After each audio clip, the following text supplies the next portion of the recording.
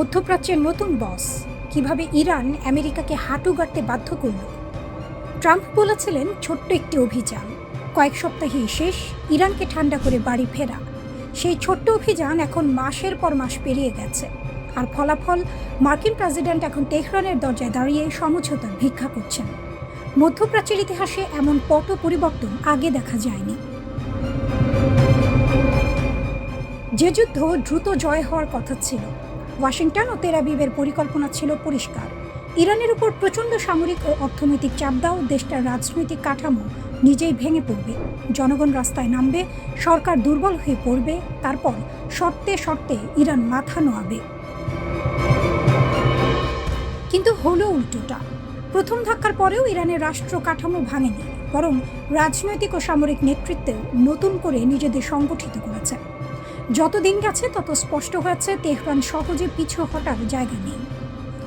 এদিকে যুক্তরাষ্ট্রকে বিপুল পরিমাণ যুদ্ধবিমান, ক্ষেপণাস্ত্র আর সামরিক রসদ মাঠে নামাতে হয়েছে, আর পুরো প্রক্রিয়াটা চীন খুব মনোযোগ দিয়ে দেখেছে কোথায় আমেরিকার শক্তির সীমা শেষ হয় তা বুঝিয়ে নিতে। সংঘাতের সময় যে বিষয়টি বিশ্ববাজারকে কাঁপিয়ে দিয়েছিল তা হলো হরমুজ প্রণালী নিয়ে অনিশ্চয়তা। পৃথিবীর মোট জ্বালানির এক বিশাল অংশ এই জলপথ দিয়ে চলাচল করে। ইরান যদি এটা বন্ধ করে দেয়, পুরো বৈশ্বিক অর্থনীতি হোঁচট খাবে। এই একটি কার্ড হাতে থাকাই ইরানকে সেই আলাদা ক্ষমতা দেয় যেটা মধ্যপ্রাচ্যের আর কোনো দেশের নেই। উপসাগরীয় অঞ্চলের যে দেশগুলো দশকের পর দশক ধরে আমেরিকাকে প্রধান নিরাপত্তা অংশীদার মেনে এসেছে, তারাও এখন হিসাব করছে, শুধু একটি শক্তির উপর নির্ভর না করে বহুমুখী সম্পর্ক গড়ার কথা ভাবছে। চুক্তির পরেও সতর্ক তেহরান। যুক্তরাষ্ট্রের সঙ্গে সমঝোতার পথে হাঁটলেও ইরান কোনো রকম স্বস্তিতে নেই। ইরানের বিচার বিভাগীয় প্রধান গোলাম হোসেন মোহসিনি এজেই সরাসরি বলেছেন, MOUতে স্বাক্ষর মানে এই নয় যে সতর্কতা কমবে, যে কোনো লঙ্ঘনে দ্রুত ও কঠোর জবাব দেওয়া হবে। আর তার সঙ্গে ইরানের ভারপ্রাপ্ত প্রতিরক্ষা মন্ত্রীর ঘোষণা, যুদ্ধ চলার মাঝেও কৌশলগত ক্ষেপণাস্ত্র ও ড্রোনের উৎপাদন থামেনি, বরং বেড়েছে। বার্তাটা পরিষ্কার, আলোচনা টেবিলে বসেছি, তবে অস্ত্র নামায়নি। সুপার পাওয়ার শব্দটা কোথা থেকে এলো? লেবাননের পার্লামেন্ট সদস্য হাসান ইজ্জেদ্দিন, যিনি হিজবুল্লাহর সংসদীয় জোটের জ্যেষ্ঠ সদস্য, সরাসরি বললেন ইরান এখন মধ্যপ্রাচ্যের একটি বড় আঞ্চলিক সুপার পাওয়ার। কথাটা শুনলে অতিরঞ্জিত মনে হতে পারে, কিন্তু তথ্য দেখুন। ইরানকে মার্কিন প্রভাবের সামনে নত যেন করা যায়নি, ইসলামী শাসন ব্যবস্থা দুর্বল করা যায়নি, ক্ষেপণাস্ত্র সক্ষমতা ধ্বংস করা যায়নি। যুদ্ধবিরতির আলোচনায় ইরান কেন্দ্রীয় পক্ষ হিসেবে নিজেকে প্রতিষ্ঠিত করেছে। বহু বছর ধরে সুপার পাওয়ার শব্দটা মধ্যপ্রাচ্যে আলোচনায় আসত যুক্তরাষ্ট্র, ইসরায়েল, সৌদি আরব বা তুরস্ককে নিয়ে। এখন সেই তালিকায় ইরানের নাম যোগ হচ্ছে, শত্রুপক্ষের মুখ থেকে স্বীকৃতি না হলেও বাস্তবতার নিরিখে। এরপর কি? ইসরায়েল এখনও মেনে নেয়নি। নেতানিয়াহু বলেছেন সংগ্রাম চলবে, ইরান ইস্যুতে তেল আবিবের বেশিরভাগ স্বার্থ এখনও অপূর্ণ। ফলে প্রশ্ন হচ্ছে, ইসরায়েল কি এবার একাই ইরানের বিরুদ্ধে যুদ্ধে নামবে? আর যদি নামে, মার্কিন ছাতা ছাড়া সেই যুদ্ধের পরিণতি কি হবে? 60 দিনের এই আলোচনার মেয়াদ শেষ হলে মধ্যপ্রাচ্য কোন দিকে যাবে, সেটাই এখন সবচেয়ে বড় প্রশ্ন। ইতিহাস বলছে ইরান ও যুক্তরাষ্ট্রের মধ্যে অবিশ্বাসের জায়গা নতুন নয়।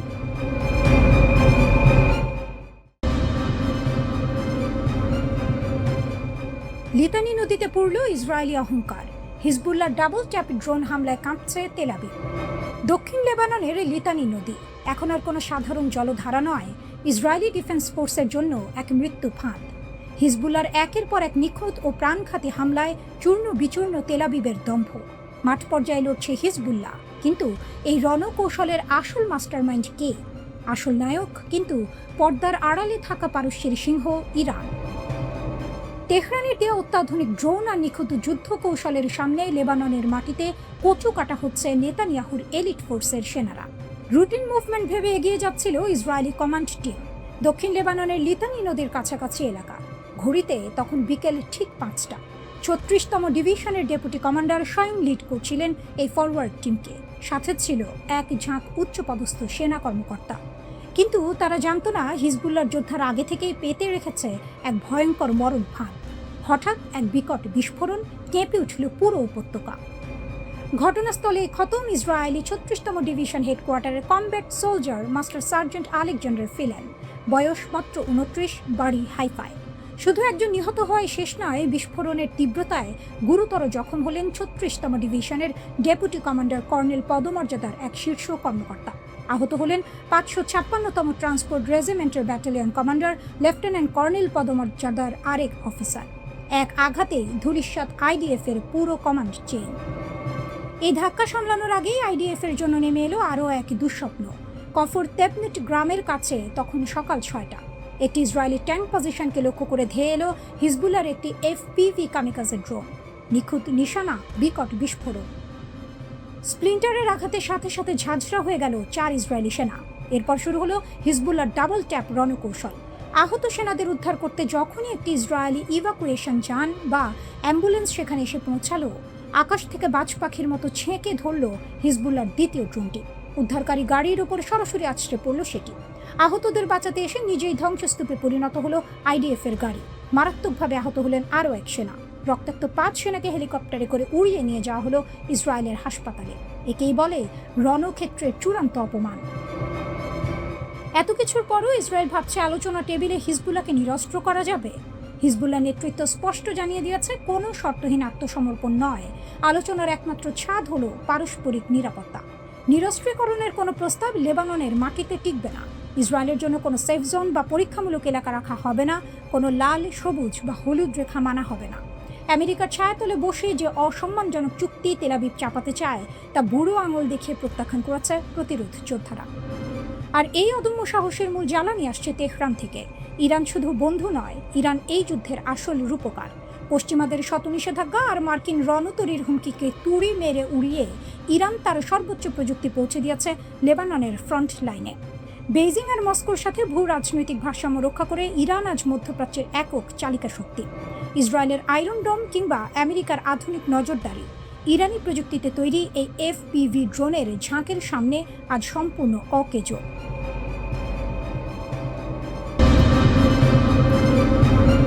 ইসরায়েলের আকাশে আগুনের ফুলকি উঠতেই মধ্যপ্রাচ্যের বাতাস বদলে গেল। বেজ শেমেশের রাত যেন আচমকা যুদ্ধের মোহরা নয়, বরং ইতিহাসের গোপন দরজা খুলে দেয়া এক বিস্ফোরণ। যে বিস্ফোরণের শব্দ শুধু কংক্রিট না পায়নি, কাঁপিয়ে দিয়েছে তেল আবিবের আত্মবিশ্বাসও। আর ঠিক সেখানেই নতুন করে নায়কের আসনে উঠে এসেছে ইরান।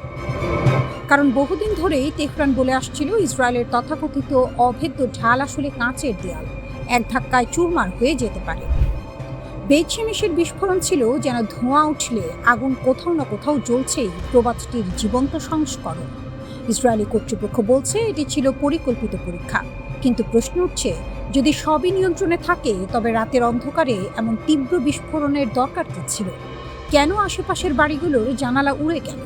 কেন সামাজিক মাধ্যমে ছড়িয়ে পড়া ভিডিওতে দেখা গেল আকাশ ছুঁয়ে ওঠা আগুনের মেঘ? ঘটনাস্থল ছিল টোমার নামের একটি রাষ্ট্রায়ত্ত প্রতিরক্ষা প্রতিষ্ঠানের টেস্টিং জোন। এই প্রতিষ্ঠানই ইসরায়েলের ক্ষেপণাস্ত্র ও রকেট প্রযুক্তির গুরুত্বপূর্ণ কারিগর। আঙুলের ডগায় আগুন নিয়ে খেলা করতে গিয়ে যে হাত পুড়ে যেতে পারে, সেই পুরনো সত্যটাই যেন হাড়ে হাড়ে টের পেল তেল আবিব। সবচেয়ে বেশি আলোচনা এসেছে অ্যারো ক্ষেপণাস্ত্র প্রতিরক্ষা ব্যবস্থা।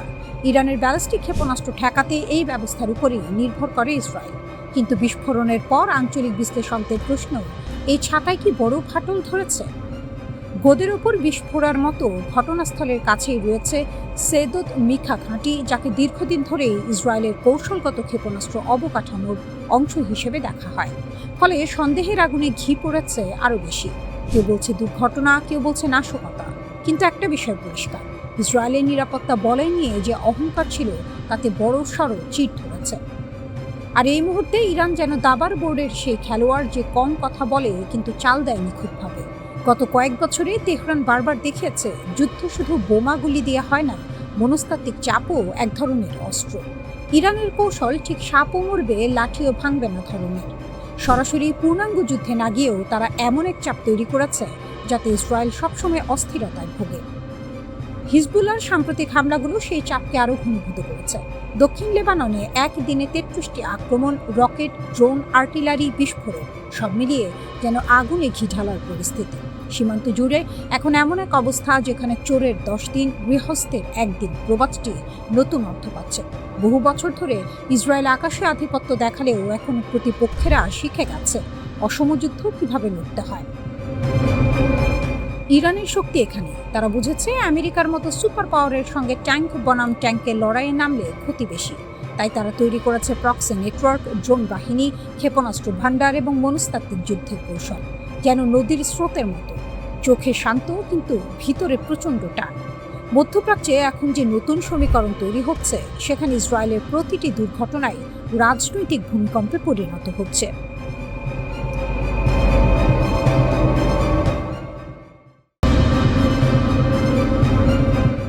দুই ঘন্টা।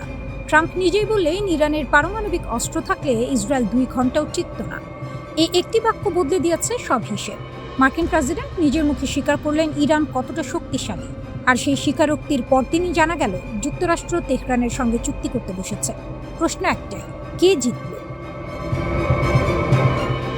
40 দিনের যুদ্ধ, শূন্য সাফল্য। পরিকল্পনা ছিল পরিষ্কার, ইরানের পারমাণবিক স্থাপনা ধ্বংস করো, ইউরেনিয়াম মজুদ শেষ করো, হুমকি চিরতরে মিটিয়ে দাও।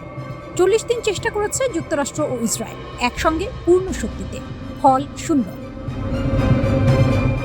লক্ষ্য পূরণ হয়নি, উল্টো ইরানের সামরিক বাহিনী মধ্যপ্রাচ্যে যুক্তরাষ্ট্রের অন্তত 21টি সামরিক ঘাঁটি ধ্বংস করেছে। 21টি। এটা পরাজয় নয়, এটা বার্তা। ইউরেনিয়াম, 10টি বোমার কাঁচামাল।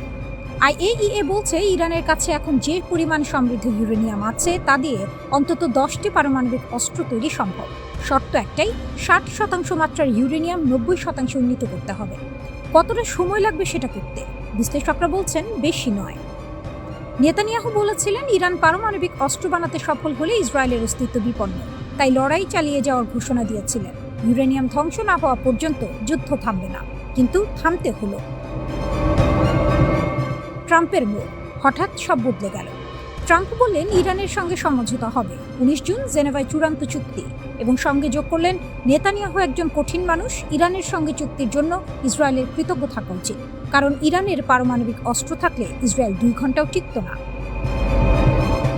মার্কিন প্রেসিডেন্টের মুখে এই কথা, ইসরায়েলের জন্য এটা সমর্থন নয়, এটা সতর্কবার্তা। ট্রাম্প ইসরায়েলকে রক্ষা করছেন না, ট্রাম্প আমেরিকার স্বার্থ রক্ষা করছেন। চুক্তিতে কি থাকছে কি থাকছে না। ট্রাম্প জানিয়েছেন, নতুন চুক্তি নিশ্চিত করবে ইরান কেবল বেসামরিক কাজে ইউরেনিয়াম সমৃদ্ধ করতে পারবে, সামরিক খাতে নয়। শুনতে বড় মনে হচ্ছে, কিন্তু ফাঁকটা কোথায়? ক্ষেপণাস্ত্র কর্মসূচি। ইরানের মিসাইল তৈরি বন্ধের কোনো শর্ত এই চুক্তিতে নেই বলেই সংবাদ মাধ্যমগুলো জানাচ্ছে। হরমুজ প্রণালীর নিয়ন্ত্রণ নিয়েও আলোচনা হচ্ছে, কিন্তু ক্ষেপণাস্ত্র সেটা বাদ। ইসরায়েল এটা জানে, তাই প্রতিরক্ষামন্ত্রী ইসরায়েল কাটস বললেন, ইরান যাতে ভবিষ্যতে পারমাণবিক অস্ত্র না বানাতে পারে সেজন্য আমরা স্বাধীনভাবে পদক্ষেপ নিতে পারি। অর্থাৎ ইসরায়েল আমেরিকার চুক্তির বাইরে নিজের পথে হাঁটবে, একা। কিন্তু একা পারবে? ইরানের হাতে কি আছে? শুধু ইউরেনিয়াম নয়, ইরানের হাতে আছে হাজার হাজার ব্যালিস্টিক মিসাইল, ড্রোন বহর, প্রক্সি নেটওয়ার্ক, হিজবুল্লাহ, হুতি, ইরাকি মিলিশিয়া এবং হরমুজ ও বাব আল মান্দাব 2 প্রণালীর উপর কৌশলগত নিয়ন্ত্রণ। 40 দিনের যুদ্ধে ইরান ভাঙেনি, বরং পাল্টা আঘাত করেছে। মার্কিন ঘাঁটি ধ্বংস করেছে এবং আলোচনা টেবিলে এসেছে নিজের শক্তি। এটাই ইরানের শক্তি। জেনেভার পর কি? 19 জুন চুক্তি হলে মধ্যপ্রাচ্যে সাময়িক স্থিরতা আসতে পারে, কিন্তু মূল প্রশ্ন থেকে যাচ্ছে। ইরানের ক্ষেপণাস্ত্র থাকছে, ইউরেনিয়াম মজুদ থাকছে, প্রক্সি নেটওয়ার্ক থাকছে, শুধু একটা কাগজে সই হবে। ট্রাম্প চুক্তি ব্যর্থ হলে আবার হামলার হুমকি দিয়েছেন, কিন্তু 40 দিনে যা পারেননি, পরে কিভাবে পারবে? ইরান সেই হিসাবও জানে। 2 ঘন্টা।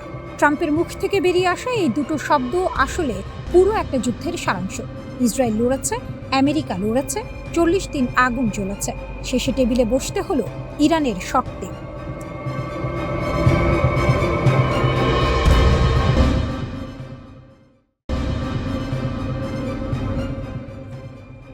আমেরিকা হামলা করলো, ইসরায়েল হামলা করলো, গোটা পশ্চিমা দুনিয়া ঝাঁপিয়ে পড়ল। তবুও ইরান দাঁড়িয়ে আছে। শুধু দাঁড়িয়ে নেই, মাথা উঁচু করে দাঁড়িয়ে আছে। এই সংঘাতে 2 পক্ষের লক্ষ্য ছিল সম্পূর্ণ আলাদা। যুক্তরাষ্ট্রের জন্য এটা ছিল প্রভাব বিস্তারের খেলা, মধ্যপ্রাচ্যে নিজেদের আধিপত্য টিকিয়ে রাখার লড়াই, এই সাম্রাজ্যের ক্ষমতা প্রদর্শন। আর ইরানের জন্য এটা ছিল টিকে থাকার যুদ্ধ, মর্যাদা নিয়ে বেঁচে থাকার সংগ্রাম, নিজেদের অস্তিত্ব রক্ষার মহাপরীক্ষা। দুটো আলাদা লক্ষ্য, দুটো আলাদা ফলাফল। যুক্তরাষ্ট্র চেয়েছিল ইরানকে নতজান করতে, পারেনি। ইরান চেয়েছিল মাথা উঁচু রাখতে, রেখেছে। বরং আজ ইরান নিজেকে প্রতিষ্ঠিত করেছে এক নতুন পরাশক্তি হিসেবে। ইতিহাসের এই মোড়টা বুঝতে হলে একটু গভীরে যেতে হবে। প্রথম মাস্টার স্ট্রোক, অসম যুদ্ধের কৌশল। ইরান জানতো সরাসরি যুদ্ধে টেকা সম্ভব নয়, মার্কিন ইসরায়েল যৌথ শক্তির সামনে প্রচলিত কায়দায় লড়াই করা মানে নিশ্চিত পরাজয়। তাই ইরান বেছে নিল ভিন্ন পথ, অসম যুদ্ধের কৌশল। এই কৌশলের মূল মন্ত্র একটাই, প্রতিপক্ষকে হঠাৎ ধ্বংস করতে হবে না, ধীরে ধীরে দুর্বল করে দিলেই চলে। ফোঁটা ফোঁটা জলে পাথর কাটে, ইরান ঠিক সেই কাজটাই করল। প্রতিটি হামলায় বড় ক্ষতি নয়, কিন্তু প্রতিটি হামলায় একটু একটু করে শত্রুর শক্তি ক্ষয়, একটু একটু করে মনোবল ভাঙা, একটু একটু করে বার্তা পাঠানো, ইরানকে শেষ করা যাবে না। এই কৌশলে ইরান বেশ ভালোভাবেই সফল হয়েছে। দ্বিতীয় মাস্টার স্ট্রোক, মোজাইক প্রতিরক্ষা। ইরানের আরেকটি অসাধারণ কৌশলের নাম মোজাইক প্রতিরক্ষা ব্যবস্থা। সাধারণত একটি দেশের প্রতিরক্ষা কাঠামো কেন্দ্রীয়ভাবে নিয়ন্ত্রিত হয়। মাথায় আঘাত করলে পুরো শরীর অসাড় হয়ে যায়, এটাই শত্রুর কৌশল। ইরান এই ফাঁদে পা দেয়নি, সে তার প্রতিরক্ষা কাঠামো পুরো দেশব্যাপী আলাদা আলাদা ব্লকে ছড়িয়ে দিয়েছে। একটা অংশ আক্রান্ত হলেও বাকি অংশ সক্রিয় থাকে, একটা ব্লক ধ্বংস হলেও অন্য ব্লক প্রতিরোধ বজায় রাখে। পুরো ব্যবস্থাটা যেন একটি জীবন্ত মোজাইক চিত্র, একটি টুকরো সরিয়ে নিলেও বাকি ছবি অক্ষুণ্ণ থাকে। সর্বাধুনিক মার্কিন সমরাষ্ট্র ইরানের কিছু স্থাপনা ধ্বংস করতে পেরেছে, কিন্তু ইরানের মূল মনোবলে বিন্দুমাত্র আঁচড় কাটতে পারেনি। তৃতীয় মাস্টার স্ট্রোক, আকাশের নতুন অস্ত্র। ইরান শুধু রক্ষণেই থেমে থাকেনি, আক্রমণেও নেমেছে, এবং সেই আক্রমণ দেখে পুরো বিশ্ব হতবাক। ইরানের ড্রোন আর ক্ষেপণাস্ত্র সক্ষমতা এখন এমন পর্যায়ে পৌঁছেছে যা যে কোনো প্রতিরক্ষা ব্যবস্থাকে ভেদ করে ধ্বংসাত্মক হামলা চালাতে পারে। মধ্যপ্রাচ্যে মার্কিন লক্ষ্যবস্তু আর ইসরায়েলি বিভিন্ন স্থাপনায় একের পর এক আঘাত হেনাচ্ছে ইরান। আর এই সক্ষমতা ইরান কিনে আনেনি, বাইরে থেকে পেয়েও আসেনি, সম্পূর্ণ নিজস্ব একাগ্রতায় অর্জন করেছে। চতুর্থ মাস্টার স্ট্রোক, মিত্রের জাল। একা লড়াইনি ইরান, আঞ্চলিক মিত্রদের নিয়ে গড়েছে এক অদৃশ্য সামরিক জাল। লেবাননের হিজবুল্লাহ, ইয়েমেনের হুথি গোষ্ঠী, ইরাকের মিলিশিয়া বাহিনী, সিরিয়ার রেজিস্ট্যান্স ফোর্স। প্রতিটি মিত্র ভিন্ন মাটিতে লড়ছে, প্রতিটি মিত্র শত্রুর শক্তি ক্ষয় করছে ভিন্ন কায়দায়। আর বাইরের মিত্রের কথা আলাদা করে বলার দরকার নেই, চীন আর রাশিয়া ইরানের পাশে আছে, এটুকু বললেই যথেষ্ট। ইতিহাসের রায়, যুক্তরাষ্ট্র বিজয়ী হয়নি, সর্বশক্তি দিয়েও ইরানকে বাগে আনতে পারেনি মার্কিন ইসরায়েল শক্তি। আর এই ব্যর্থতাই পাল্টে দিয়েছে পুরো ভূ রাজনীতির সমীকরণ।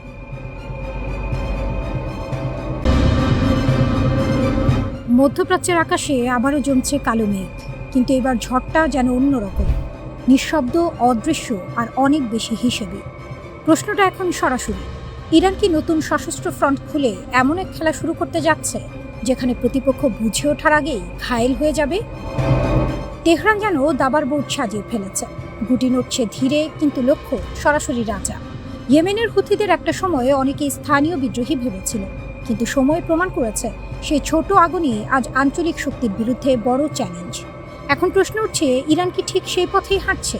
নতুন আরেকটি প্রক্সি শক্তি, নতুন এক অদৃশ্য বাহিনী? যুক্তরাষ্ট্র আর ইসরায়েল যেখানে সরাসরি শক্তি প্রদর্শনে বিশ্বাসী, ইরান সেখানে খেলছে দীর্ঘমেয়াদী খেলা। তারা জানে একটি সরাসরি যুদ্ধ মানে শুধু অস্ত্রের লড়াই না, বরং অর্থনীতি, কূটনীতি আর জনমতের লড়াইও। তাই তারা বেছে নিয়েছে অন্য রাস্তা। ব্রিগেডিয়ার জেনারেল মোহাম্মদ আকরাম ইনিয়া সরাসরি বলেছেন, নতুন ফ্রন্ট, নতুন অস্ত্র, নতুন কৌশল। এই তিনটি শব্দই এখন পুরো অঞ্চলের জন্য অ্যালার্ম বেল। কিন্তু এই নতুন বলতে আসলে কি বোঝাচ্ছে তেহরান? প্রথমত, প্রক্সি নেটওয়ার্কের বিস্তার। ইরান ইতিমধ্যেই মধ্যপ্রাচ্যের বিভিন্ন জায়গায় এমন শক্তির জাল বুনেছে যেগুলো একদিকে স্থানীয়, অন্যদিকে কৌশলগতভাবে ইরানের সঙ্গে সংযুক্ত। এটা যেন মাকড়সার জাল, এক প্রান্তে টান দিলেই অন্য প্রান্ত কেঁপে ওঠে। দ্বিতীয়ত, অস্ত্রের বিবর্তন। সাম্প্রতিক যুদ্ধে শুধু মিসাইল আর আত্মঘাতী ড্রোন দিয়েই ইসরায়েলি স্থাপনাগুলোকে কাঁপিয়ে দিয়েছে তেহরান। এখন তারা বলছে এটা ছিল কেবল শুরু। রাশিয়ার সহায়তায় উন্নত মিসাইল প্রযুক্তি, দীর্ঘপাল্লার হামলা সক্ষমতা আর নতুন প্রজন্মের ড্রোন, সব মিলিয়ে ইরান যেন নিজের অস্ত্রাগারকে নতুন করে সাজিয়েছে। তৃতীয়ত, পারমাণবিক ছায়া। ইসরায়েলের প্রধানমন্ত্রী বেনিয়ামিন নেতানিয়াহু দাবি করেছেন ইরানের কাছে পর্যাপ্ত সমৃদ্ধ ইউরেনিয়াম রয়েছে, যা 90% উন্নীত করলে পারমাণবিক অস্ত্র তৈরি সম্ভব। আর ইরানের পক্ষ থেকেও ইঙ্গিত দেওয়া হয়েছে যদি আগ্রাসন বাড়ে তাহলে তারা সেই পথেই হাঁটতে পারে। এটা ঠিক যেন পিঠ দেয়ালে ঠেকে গেলে বাঘও থেমে থাকে না। এখন আসি সবচেয়ে গুরুত্বপূর্ণ জায়গায়, হরমুজ প্রণালী। বিশ্বের জ্বালানির প্রায় 20% এই সরু জলপথ দিয়ে যায়, আর সেই পথ এখন ইরানের প্রভাবের মধ্যে। মানে যুদ্ধ শুধু মিসাইল দিয়ে না, তেল দিয়েও লড়া হচ্ছে। যুক্তরাষ্ট্র এই সংকটের সমাধান খুঁজতে চীনের দ্বারস্থ হয়েছিল, কিন্তু ফল খালি হাতে ফেরা। এটা যেন ঢাকঢোল পিটিয়ে যাওয়া আর নিঃশব্দে ফিরে আসা। এই ব্যর্থতা যুক্তরাষ্ট্রের কৌশলগত দুর্বলতাকে এই সামনে এনে দিয়েছে। অন্যদিকে ইরান সময়টাকে কাজে লাগিয়েছে নিখুঁতভাবে। যুদ্ধবিরতির সময়টাকে তারা ব্যবহার করেছে পুনর্গঠনের জন্য। নতুন কৌশল, নতুন পরিকল্পনা, নতুন প্রস্তুতি। এখন তারা শুধু প্রতিরোধ করছে না, তারা প্রস্তুত আক্রমণের জন্য। মার্কিন গোয়েন্দা রিপোর্ট বলছে ইরান মধ্যপ্রাচ্য জুড়ে যুক্তরাষ্ট্রের সামরিক ঘাঁটিগুলোকে ঘিরে এক নতুন জাল তৈরি করেছে। মানে যুদ্ধ শুরু হলে সেটা হবে চারদিক থেকে চাপের খেলা। ইরান একা লড়বে না, তার নেটওয়ার্কে হবে আসল শক্তি।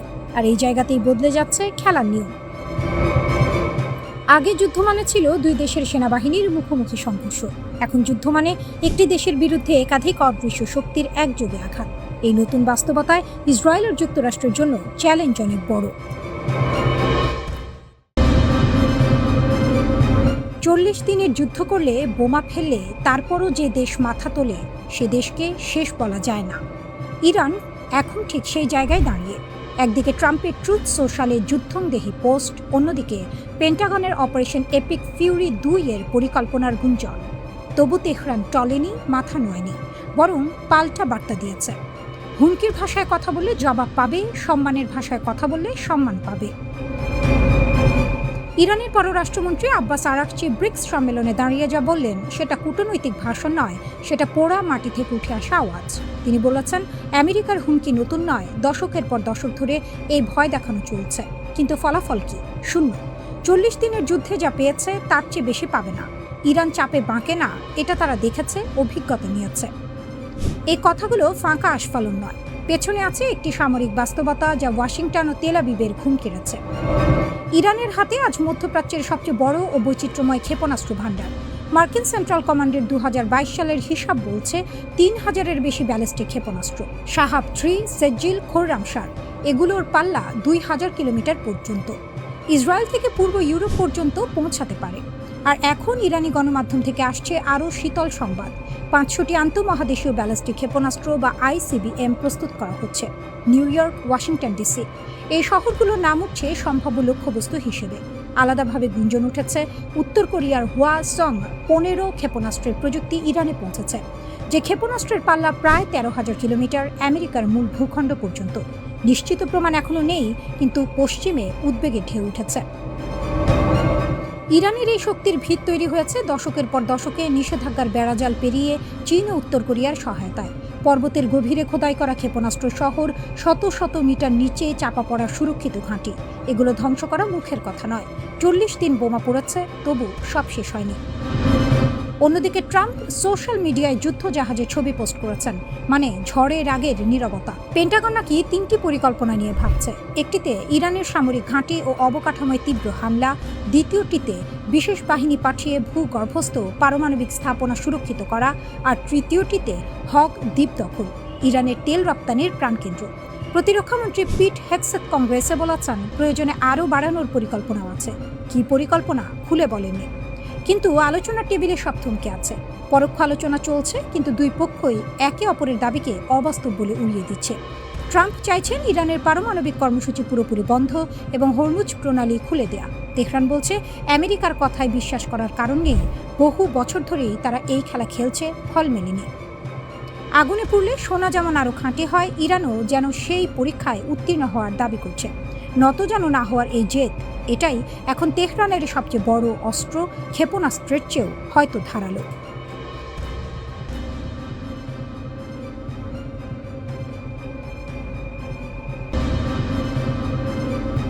অহংকারের পতন হয় নীরবে, বোমার শব্দে নয়, বরং সেই মুহূর্তে যখন বন্ধুরা মুখ ফিরিয়ে নেয়, প্রতিবেশীরা দরজা বন্ধ করে, আর শত্রু টের পায় যে সোনার খাঁচার পাখিটা আসলে একাই আছে। সংযুক্ত আরব আমিরাত ঠিক সেই মুহূর্তটা পার করছে, আর ইরান দূর থেকে দেখছে এবং হাসছে। মাত্র 50 বছর আগে মরুভূমির এক টুকরো রাজ্য, তেল এলো, পয়সা এলো, আর তার সাথে এলো উচ্চাকাঙ্ক্ষা। শেখ মোহাম্মদ বিন জায়েদের নেতৃত্বে আমিরাত নিজেকে গড়ে তুলল অন্যভাবে। শুধু তেলের উপর বসে থাকেনি, বরং বিশ্ব বাণিজ্যের কেন্দ্র বানিয়েছে, বন্দর বানিয়েছে, সার্বভৌম তহবিল ঝেলেছে বিশ্বের নানা প্রান্তে। ইয়েমেনে প্রক্সি যুদ্ধ, সুদানে প্রভাব বিস্তার, আফ্রিকায় ঘাঁটি। ছোট দেশ, কিন্তু লম্বা হাত। মার্কিন সামরিক কর্মকর্তারা আদর করে নাম দিয়েছিলেন লিটল স্পার্টা। প্রাচীন গ্রিসের যুদ্ধবাজ নগর রাষ্ট্রের সাথে তুলনা, ছোট কিন্তু ভয়ঙ্কর। কম সংখ্যক মানুষ, বিশাল সামরিক খরচ, আধুনিক অস্ত্র। আবুধাবি এই তকমাটা গায়ে মেখে গর্বিত হয়েছিল, কিন্তু গর্বের বাড়া ভাতে ইরান ছাই দিয়েছে। ইরানের একটি সিদ্ধান্ত, আমিরাতের বহু প্রশ্ন। ইরানের ইসলামিক গার্ড যখন উপসাগরীয় অঞ্চলের অবকাঠামোতে একের পর এক আঘাত করেছে, আমিরাত তখন বুঝতে পেরেছে তার সব হিসাব ভুল ছিল। বিশ্বের বড় বড় বিনিয়োগকারীরা আছে দুবাইতে, আন্তর্জাতিক বীমা কোম্পানি, প্রবাসী কর্মী, লজিস্টিক্স হাব, সবকিছু নিয়ে আমিরাত নিজেকে নিরাপদ বন্দর হিসেবে বিক্রি করেছিল। ইরান সেই নিরাপদ বন্দরেই ঢিল ছুঁড়েছে। বার্তাটা সরল, তোমার সম্পদই তোমার দুর্বলতা। বিনিয়োগকারীরা ভয় পেলে, বীমা কোম্পানি ঝুঁকি বাড়ালে, প্রবাসীরা চলে গেলে আমিরাতের চকচকে খরচটা থাকবে, ভেতরটা ফাঁকা হয়ে যাবে। এটাই ইরানের কৌশল, সরাসরি যুদ্ধ নয়, বরং অনিশ্চয়তা তৈরি করা।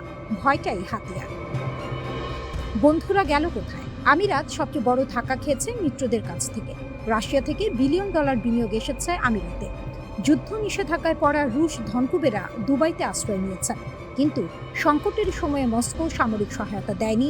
চীন উদ্বেগ প্রকাশ করে চুপ করে গেছে, আর ওয়াশিংটন মৌখিক আশ্বাস দিয়েছে, কিন্তু ইরানকে কার্যকরভাবে ঠেকানোর কোনো পদক্ষেপ নেয়নি। আমিরাতের প্রেসিডেন্টের উপদেষ্টা আনোয়ার গার্গাস সোশ্যাল মিডিয়ায় ক্ষোভ উগরে দিয়েছেন। দীর্ঘদিনের বন্ধুরা চরম সংকটে পাশে না দাঁড়িয়ে মধ্যস্থতাকারী সেজেছে। এই একটি পোস্টেই বলে দেয় আমিরাত কতটা একা। মোহাম্মদ বিন জায়েদ প্রতিবেশীদের ডাকলেন যৌথ সামরিক অভিযানে। সৌদি আরব এলো না, কাতার এলো না, ওমান মধ্যস্থতার পথ বেছে নিল। যে প্রতিবেশীদের আমিরাত একসময় নিজের ছায়ায় রাখতে চেয়েছিল, তারাই আজ মুখ ঘুরিয়ে দিল। বিপদের বন্ধুই আসল বন্ধু। আমিরাত সেই পরীক্ষায় একেবারে শূন্য পেল। ইরানের সহনশীলতা, আমিরাতের সীমাবদ্ধতা। আমিরাত পাল্টা হামলা করেছে, ইরানের ভেতরে বিমান হামলা চালিয়েছে, কিন্তু শক্তির ভারসাম্য ফেরেনি। কারণটা বোঝা কঠিন নয়।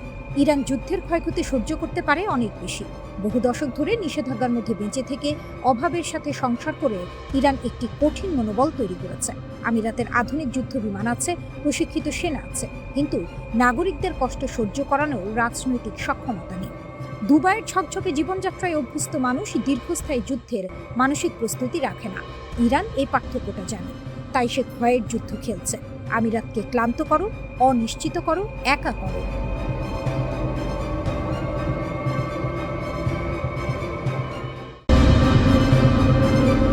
আকাশে আবার যুদ্ধের দামামা। ইরানকে এবার ইউরোপ পর্যন্ত লড়াই টেনে নিয়ে যাচ্ছে। যুদ্ধের মেঘ কখনো থামে না, কখনো শুধু দিক বদলায়, আর সেই মেঘই এখন ঘন হচ্ছে ইউরোপের আকাশে। মধ্যপ্রাচ্যের আগুন কি এবার ইউরোপের দরজায় এসে কড়া নাড়ছে? ব্রাসেলস যখন হিসাব কষছে আতঙ্কের, তখন তেহরান দাঁড়িয়ে আছে এক অদৃশ্য কিন্তু ভয়ঙ্কর আত্মবিশ্বাসে। ইতিহাসের পাতায় নতুন প্রশ্ন, ইরানকে এবার যুদ্ধকে সীমান্তের বাইরে নিয়ে যেতে প্রস্তুত? একদিকে যুক্তরাষ্ট্রের প্রেসিডেন্ট ডোনাল্ড ট্রাম্পের ইরান যুদ্ধ পুনরায় শুরুর ইঙ্গিত, অন্যদিকে ইউরোপীয় ইউনিয়নের ভেতরে বাড়তে থাকা অস্বস্তি। সব মিলিয়ে যেন কূটনীতিক টেবিল উল্টে পড়ার উপক্রম। ইউরোপীয় কর্মকর্তারা এখন প্রকাশ্যে স্বীকার করছেন ইরানের বিপ্লবী গার্ড বাহিনী এর নেটওয়ার্ক নাকি ইউরোপ জুড়ে সক্রিয়, আর এই স্বীকারোক্তি ব্রাসেলসকে ঠেলে দিয়েছে এক অজানা দুশ্চিন্তার গহ্বরে। ইউরোপীয় পার্লামেন্টে আলোচনার সময় আইন প্রণেতা হান্না নিউম্যান সতর্ক করেন, ইরানের স্লিপার নেটওয়ার্ক এখনও পুরোপুরি ভাঙা হয়নি। তার ভাষায়, ঝড় থেমে যায়নি, শুধু দিগন্তে অপেক্ষা করছে। এই মন্তব্যের পর থেকেই ইউরোপের নিরাপত্তা মহলে শুরু হয় নতুন চাপা উত্তেজনা, কারণ ইরানকে এখন আর শুধু মধ্যপ্রাচ্যের শক্তি হিসেবে দেখা হচ্ছে না, বরং এক এক্সট্রা রিজিওনাল রিয়ালিটি হিসেবে। জার্মানির অভ্যন্তরীণ গোয়েন্দা সংস্থা পর্যন্ত সতর্ক করেছে, যুদ্ধ পরিস্থিতি আরও বাড়লে ইরান ইউরোপে তাদের কার্যক্রম আরও বিস্তৃত করতে পারে, বিশেষ করে ইহুদি ও ইসরায়েলি প্রতিষ্ঠান এবং ইরানি বিরোধীদের লক্ষ্যবস্তু হওয়ার ঝুঁকি নিয়ে তারা উদ্বেগ প্রকাশ করেছে। এখানেই প্রশ্ন ওঠে, ইরান কি সত্যি আগুন নিয়ে খেলছে, নাকি তারা শুধু প্রতিরোধের ভাষা বলছে? তেহরানের পক্ষ থেকে আসা বার্তা অবশ্য একেবারে স্পষ্ট, এবং তাতে কোনো দ্বিধা নেই। ইরানের বিপ্লবী গার্ড বাহিনী হুঁশিয়ারি দিয়ে বলেছে, যদি আবারও আক্রমণ শুরু হয়, তাহলে এই যুদ্ধ আর মধ্যপ্রাচ্যে সীমাবদ্ধ থাকবে না, বরং তা ছড়িয়ে পড়বে তার বাইরে। একটি বাক্যে তারা যেন পুরো কূটনৈতিক মানচিত্র উল্টে দিয়েছে। যুদ্ধকে আমরা এবার আঞ্চলিক রাখবো না। এই কথার মধ্যে লুকিয়ে আছে এক কঠিন বার্তা। ইরান যেন বলছে, যুদ্ধ যদি দরজায় আসে, তাহলে আমরা তাকে শুধু দরজায় থামাবো না। ইউরোপ যখন এই বক্তব্য নিয়ে বিশ্লেষণ করছে, তখন ট্রাম্প প্রশাসনের যুদ্ধ পরিকল্পনা নিয়েও নতুন ধোঁয়াশা তৈরি হয়েছে। একাধিক প্রতিবেদনে বলা হচ্ছে, ইরানের বিরুদ্ধে সামরিক অভিযান শুরু করার পরিকল্পনা থাকলেও তা শেষ মুহূর্তে স্থগিত করা হয়। আর এই স্থগিতাদেশের পেছনে মূল কারণ সম্ভাব্য ভয়ঙ্কর প্রতিক্রিয়া। মধ্যপ্রাচ্যের জ্বালানি অবকাঠামো, উপসাগরীয় স্থিতিশীলতা সবকিছুই এক বিস্ফোরক পরিস্থিতির দিকে যেতে পারে। আর সেই বিস্ফোরণের কেন্দ্রবিন্দুতে থাকত ইরানের পাল্টা আঘাত। ইরান অবশ্য এই পুরো পরিস্থিতিকে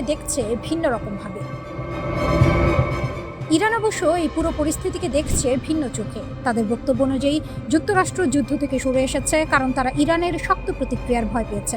ইরানের এই আইন প্রণেতা স্পষ্ট ভাষায় বলেন, শক্তিই একমাত্র ভাষা যা ওয়াশিংটন বোঝে, আর সেই ভাষায় ইরান কথা বলার জন্য প্রস্তুত। ইউরোপের ভেতরে এখন দ্বিধা, একদিকে নিরাপত্তার আশঙ্কা, অন্যদিকে রাজনৈতিক বাস্তবতা। ইরানকে থামাতে গিয়ে কি নতুন যুদ্ধের দরজা খুলে যাবে?